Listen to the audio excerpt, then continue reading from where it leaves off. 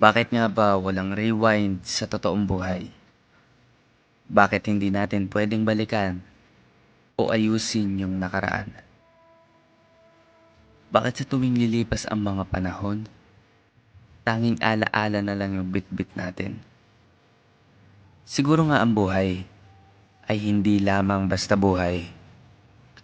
Kailangan mo ring pahalagahan lahat. Kumbaga, ihalin tulad natin sa isang litrato.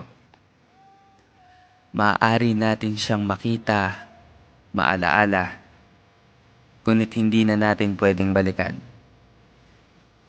Tanging litrato na lang ang sumisimbolong istruktura ng nakaraan na siyang humuhulma sa masasayang araw na kasama siya. Kaya't ingatan at mahalin mo kung ano ang meron ka ngayon. Dahil sa paglipas ng panahon, walang rewind. Bakas na lang ng alaala.